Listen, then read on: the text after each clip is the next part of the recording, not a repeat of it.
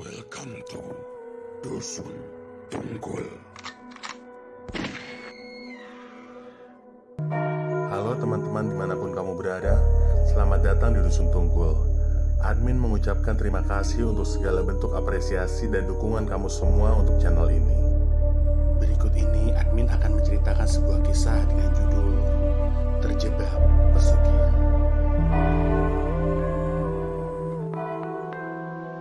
Rumahku berada di kampung yang dikelilingi oleh komplek perumahan mewah di depan salah satu universitas negeri ternama di Bandung. Kejadian ini aku alami di saat aku masih duduk di bangku SMA. Di zaman itu belum ada gadget yang canggih seperti sekarang ini. Di zaman itu, semua orang hanya mengandalkan telepon rumah untuk komunikasi jarak jauh, dan tidak satu pun warga kampungku yang memilikinya. Bahkan di kampungku, hanya beberapa orang saja yang memiliki kendaraan pribadi walau itu hanya sebuah motor. Memang kondisinya jauh dari hiruk-pikuk kota. Kampungku ini berada di tengah lembah kecil yang kini sisi-sisinya sudah menjadi perumahan mewah. Kami warga kampung harus rela berjalan kaki sejauh 400-500 meter untuk sampai ke jalan raya. Dan kondisi jalannya bukan rata, tapi menanjak sekitar 60 derajat. Sangat kontras memang dengan orang-orang kaya di perumahan mewah yang mengelilingi kampung ini, yang jelas dan pasti memiliki kendaraan pribadi. Seperti biasa, sore itu aku dan teman-teman lainnya nongkrong di area dekat sekolah dasar yang berada di kampungku. Aku bersama teman-temanku bercengkrama dan bercanda dengan riangnya hingga waktu hampir mendekati maghrib. Lumayan ramai suasana sore itu. Bukan hanya kami pemuda-pemuda kampung saja, tapi ada juga kembang-kembang desa yang juga sedang berkumpul sekedar bersenda gurau yang tidak terlalu jauh dari tempat kami berada. Dan juga banyak anak-anak kecil yang sedang bermain berlarian di lapangan sekolah yang sebagian ditemani orang tuanya dan sebagian tidak. Temanku yang bernama Soleh berada agak sedikit jauh. Dia sendirian sibuk bermain air di kolam yang letaknya sekitar 100 meter dari tempatku ini. Kebanyakan warga kampung sebenarnya sedikit enggan untuk bermain-main di dekat kolam itu. Pasalnya, di belakang kolam itu berdiri sebuah pohon yang sangat besar sekali. Dan di bawahnya terdapat batu alam besar yang lebarnya melebihi lebar pohon itu. Banyak warga yang bilang jika di situ tempat berkumpulnya makhluk halus. Maka dari itu, tidak ada seorang pun yang berani menebang pohon itu hingga saat ini. Temanku Soleh ini anak yang paling berbeda dari teman-temanku yang lain. Dia seperti memiliki dunia sendiri di pikirannya. Tapi anaknya baik pada semua orang. Bahkan baik sekali. Di setiap kegiatan masyarakat, dia selalu hadir. Di pengajian dan acara-acara masjid, dia selalu ada. Bahkan, jika ada warga yang meninggal, tak segan-segan Soleh ikut membantu memandikan jenazahnya. Tapi, tingkahnya kadang berubah-ubah. Terkadang seperti anak kecil yang berusia 10 tahunan. Padahal, umur dia hanya terpaut 1 tahun denganku. Dia juga sering terlihat tertawa-tertawa sendiri seperti sedang bercanda dengan seseorang. Dan masih banyak keanehan-keanehan dari temanku yang satu ini. Waktu hampir menuju azan maghrib, kami semua bubar dengan sendirinya. Termasuk para ibu-ibu dan bapak-bapak yang membawa anak-anaknya main di lapangan sekolah tadi. Hampir semua sudah berjalan pulang ke arah rumah mereka masing-masing. Aku berjalan paling belakang dari semua orang-orang yang pulang ini. Kulihat Soleh yang masih asik membuat tumpukan rumah-rumahan dari tanah di bibir kolam itu. Teman-teman yang lain memanggil-manggil Soleh dan mengajaknya pulang. Tapi Soleh sepertinya masih asik dengan kegiatannya. Aku berjalan menuju rumahku dengan melewati Soleh yang bajunya basah kuyup karena bermain air di kolam ini. "Leh, ayo pulang, sudah mau maghrib tahu," ucapku dalam bahasa Sunda. Bahasa pergaulan di kampungku memang menggunakan bahasa Sunda. Meski aku bukan keturunan Sunda asli, tapi aku fasih berbahasa itu. Tanpa menoleh sedikit pun ke arahku, Soleh tersenyum dan berkata, "Sebentar lagi tanggung." Lalu aku sampai di rumah dan bersiap-siap untuk melaksanakan sholat maghrib di surau seperti hari-hari biasanya.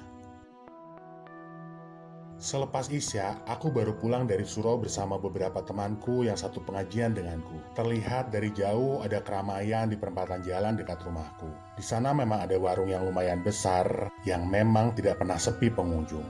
Tapi malam itu keramaiannya berbeda. Keramaian yang menunjukkan seperti ada sesuatu hal yang terjadi. Aku menghampiri keramaian itu dan bertanya pada salah satu temanku yang sedari tadi sudah berada di situ. "Ada apa sih?" tanyaku pada Dani, sepupu Soleh. "Soleh hilang, jawab Dani singkat. Dari wajah Dani, aku bisa melihat kekosongan di matanya. Mungkin dia juga berpikir sama denganku. Kok bisa ya? Lalu aku menjelaskan pada orang tua Soleh keberadaan Soleh saat aku terakhir melihat dia sore tadi. Tapi katanya sebelum aku datang mereka sudah mencari di kolam itu dan hasilnya nihil. Selanjutnya, kami para laki-laki, baik remaja maupun dewasa, diminta untuk berkelompok dan menyebar mencari keberadaan Soleh. Ada kelompok yang bertugas mencari ke area sekolah dan mengelilingi komplek-komplek perumahan mewah ini. Ada yang mencari ke hutan di samping kanan perumahan ini, dan ada yang mencari ke air terjun di sudut kampung. Bahkan, ada yang pergi ke kuburan di gelapnya malam itu demi menemukan Soleh. Namun semuanya kembali tanpa hasil. Padahal, kami semua sudah berteriak-teriak memanggil-manggil nama Soleh. Tak lama setelah itu, salah satu warga mencurigai jika Soleh diculik setan. Atau orang Sunda menyebutnya dengan kata disumbutkeun ku jurig. Memang kolot kedengarannya, tapi itulah pemikiran orang-orang kampungku saat itu. Lalu ada suara dari salah seorang warga lainnya yang menyarankan untuk memanggil Pak Ohan. Pak Ohan adalah salah satu orang yang dianggap punya kelebihan dalam hal bisnis di kampung tetangga yang jaraknya tidak terlalu jauh dari kampungku. Namun, selama aku tinggal di sini, belum pernah sekalipun aku melihat sosok Pak Ohan ini. Jangankan wajahnya, namanya pun baru kudengar saat ini. Tiba-tiba saja Pak Gandhi, pemilik warung yang saat ini halaman rumahnya dipenuhi warga, berkata dengan lantang, "Ngapain manggil-manggil dukun segala? Itu musyrik namanya," teriak Pak Gandhi. Warga ada yang sebagian membenarkan, tapi tidak sedikit juga yang berpikiran bahwa ikhtiar harus tetap dilakukan dengan cara apapun. Setelah Pak RW, Pak RT, dan para tetua kampung sepakat untuk memanggil Pak Ohan, Pak Gandhi terlihat lebih marah lagi. Dan akhirnya mengusir kami semua dari halaman rumahnya. Kami pun bubar dan pindah ke tempat lain. Sepintas aku merasa aneh dengan Pak Gandhi yang begitu marahnya hingga tega mengusir kami semua. Aku seperti merasa Pak Gandhi memang ingin agar Soleh tidak diketemukan. Tapi langsung kutepis pikiran itu dan menganggap mungkin Pak Gandhi memang tidak setuju saja. Malam pun semakin larut, dan waktu sudah hampir menunjukkan jam 12 malam itu. Banyak warga yang sudah kembali ke rumahnya. Orang tua Soleh sempat melapor ke polisi, namun kata pihak kepolisian, pelaporan baru bisa dilakukan setelah orang yang dilaporkan hilang tidak pulang dalam jangka waktu 2x24 jam. Lalu warga pun dibubarkan oleh Pak RW, dan rencananya pencarian akan dilanjutkan esok pagi. Aku pun langsung pulang dengan pikiran yang masih bertanya-tanya. Apakah benar Soleh diculik jin? Lalu ku dengar suara bapak yang sedari tadi berjalan pulang bersamaku. "Kamu bener nggak tahu Soleh berada di mana?" tanya bapak yang sambil terus berjalan. Haris, saudara sepupuku, meminta izin padaku untuk menginap di kamarku karena saat itu rumahnya sudah dikunci. Memang sudah biasa juga Haris tidur di kamarku karena memang rumah kami bersebelahan. Posisi kamarku berada di bagian pinggir rumah yang bisa dimasuki dari luar tanpa harus masuk ke rumah utama. Di dalam kamarku, saat aku sedang berganti pakaian, kulihat Haris mengeluarkan sesuatu dari sakunya. Dan dari bentuknya, itu seperti tas kecil hitam yang biasa disebut kanjit kundang oleh orang Sunda. Tali pengikatnya berwarna emas. "Apa itu, Riz?" tanyaku heran. "Nggak tahu nih, tadi aku nemu di samping warung."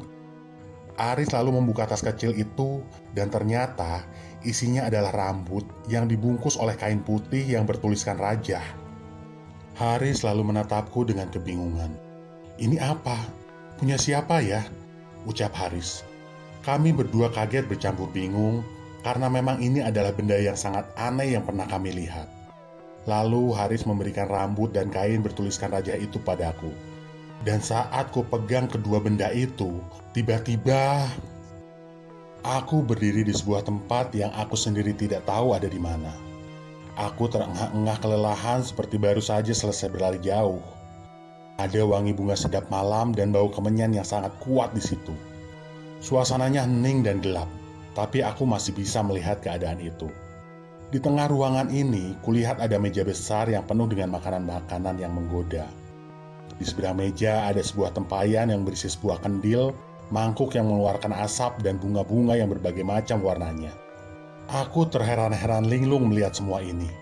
Di mana aku ini? Tanyaku dalam hati.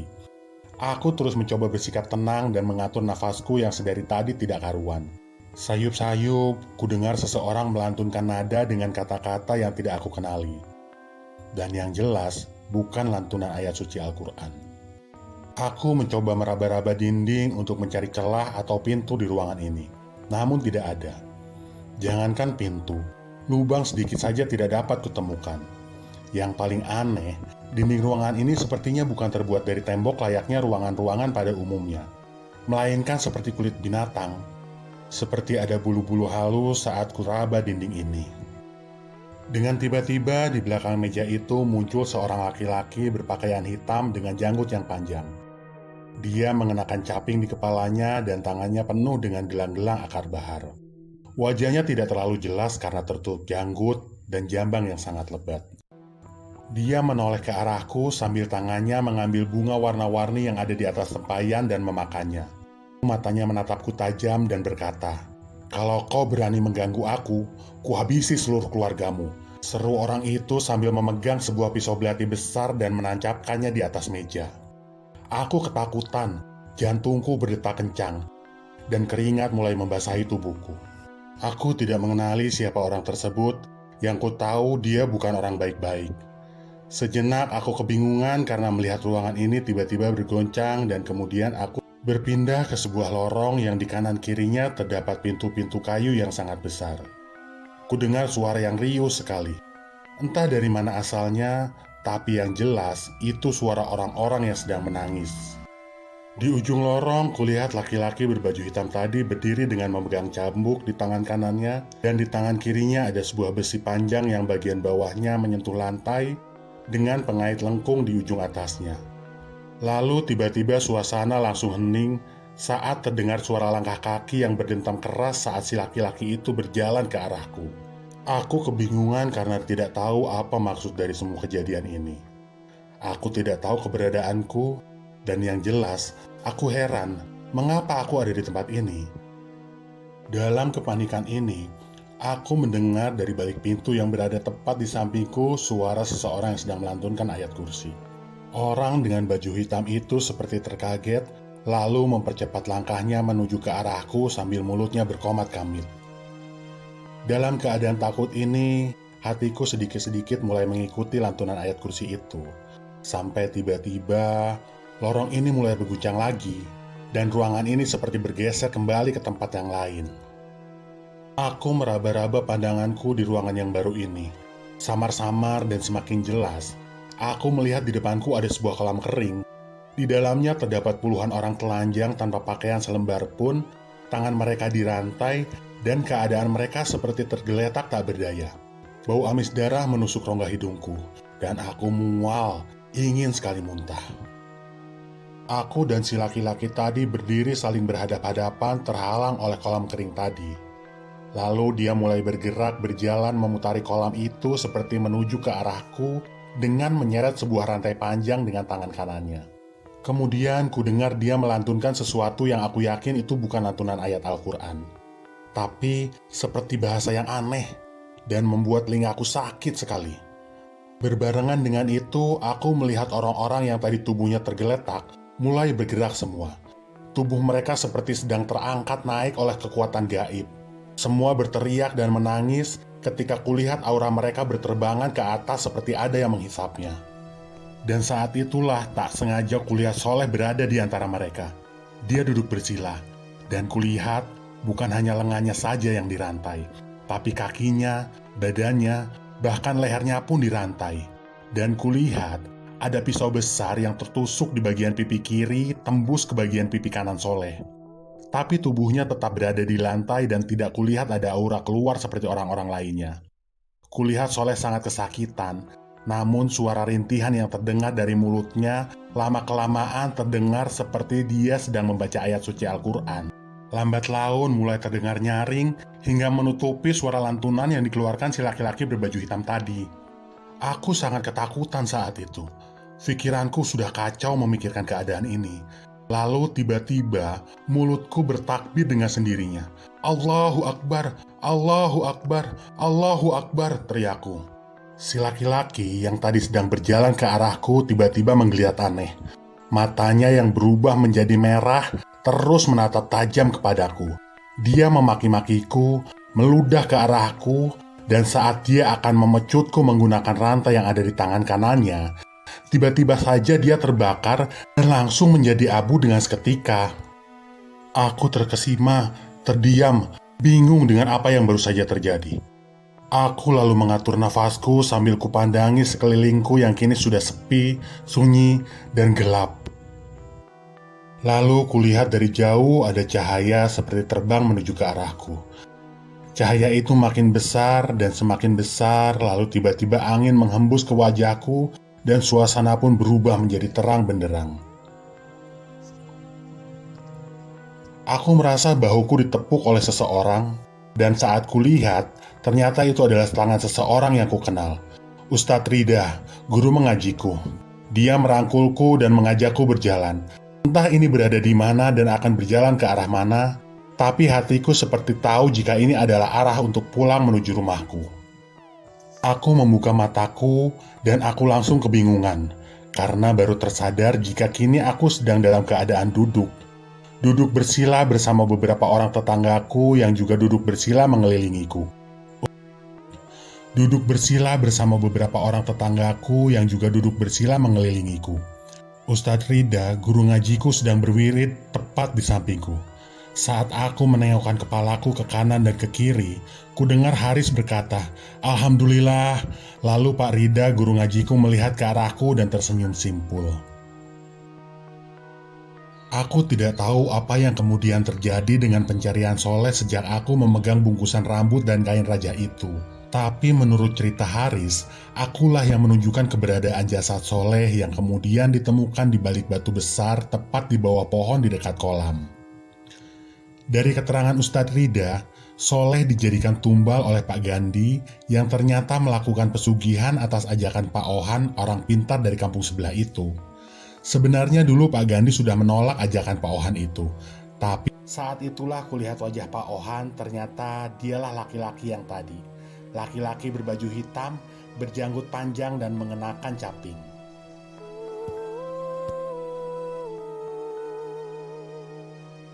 Demikianlah cerita tentang tetanggaku yang terjebak melakukan pesugihan hingga harus mengorbankan teman baikku. Cerita ini diangkat dari kisah nyata yang nama dan tempat kejadiannya sudah disamarkan untuk menjaga privasi pihak-pihak terkait. Terima kasih sudah terus setia mengikuti kisah-kisah mistis dari kami, dan jangan lupa untuk subscribe, like, komen, dan share video ini.